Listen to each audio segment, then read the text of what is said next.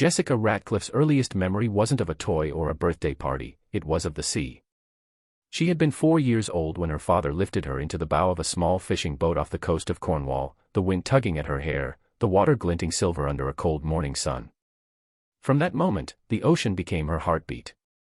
Growing up in the UK, she devoured every book about marine life she could find.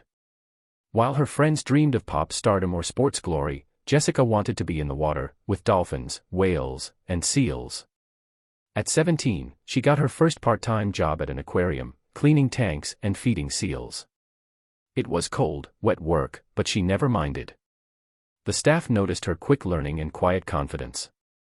She could coax shy dolphins into eating, calm an agitated seal with nothing more than her voice.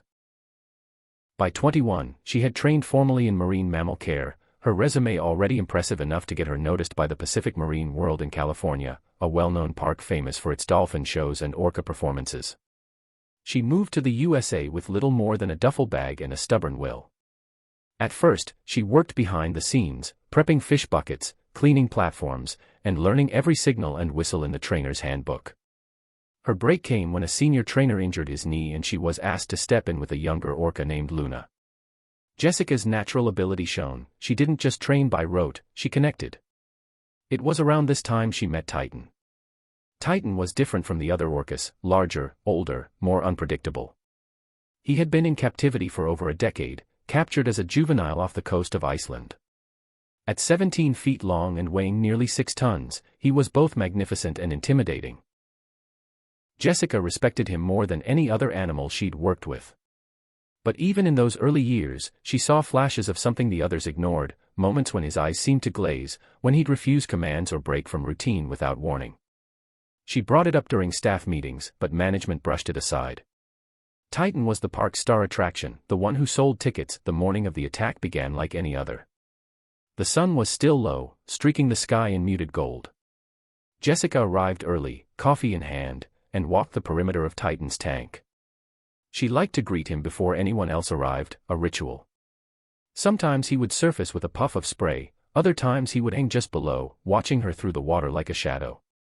That morning, he hovered deep, slow-moving, his dorsal fin cutting a lazy arc beneath the surface. She noted it but said nothing. By late morning, the park hummed with energy. Families queued at the gates, school groups in matching t-shirts chattered excitedly. In the trainer's locker room, Jessica zipped up her wetsuit, clipped on her waterproof mic, and ran through the performance cues in her head. This wasn't just a job, it was choreography, precision, timing, trust. The show began with smaller tricks, synchronized spins, tail slaps, playful splashes. Titan hit his marks at first, leaping in perfect arcs, slamming back into the water with such force the first few rows were drenched. The crowd roared. Jessica smiled at the children in the front, their eyes wide, but midway through, Titan began to slow. She tossed him a fish, he ignored it. His swim pattern shifted from smooth loops to erratic zigzags. His eyes, usually bright and responsive, seemed fixed on something far away. The moment came without warning. Jessica crouched at the platform's edge, extending her hand, the universal calm cue. Titan surged upward in a sudden, violent explosion of water. Before she could react, his jaws closed around her calf, and she was ripped from the platform. The cold hit her first, shocking, total. Her headset snapped away, and the muffled roar of water filled her ears. Titan's grip was crushing, the pressure slicing through the thin neoprene. She tried to kick, to twist free, but his weight was immovable. Above, panic erupted.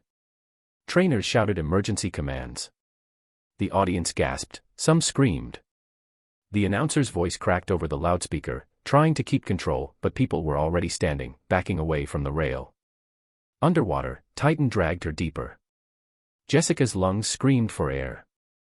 She saw his eye, black and glassy, watching her without a flicker of emotion. In that moment, she realized she wasn't in control, she was prey. She thrust her hands toward his rostrum, pushing hard. For a heartbeat, he let go. Jessica kicked upward, breaking the surface in a violent gasp. But the relief was short-lived. Titan rammed her from behind, pain exploding through her ribs. She was underwater again, the light above dimming, her limbs slowing. From the rescue platform, trainer Mark Delgado grabbed a safety pole, jabbing at Titan's flank. Another trainer deployed the emergency net barrier, a last resort measure to separate Orca from human. Titan veered off just long enough for Mark to dive in.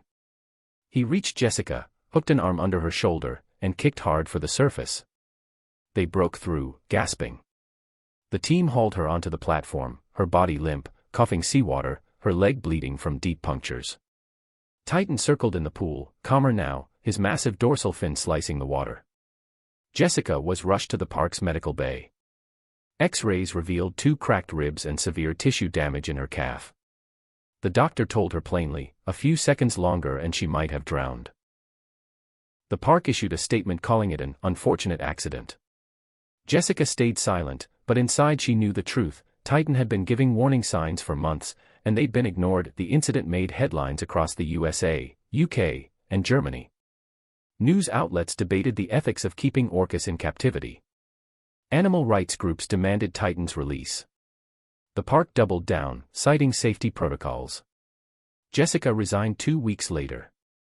She moved back to the coast, dedicating her life to marine conservation, far from crowds and performances.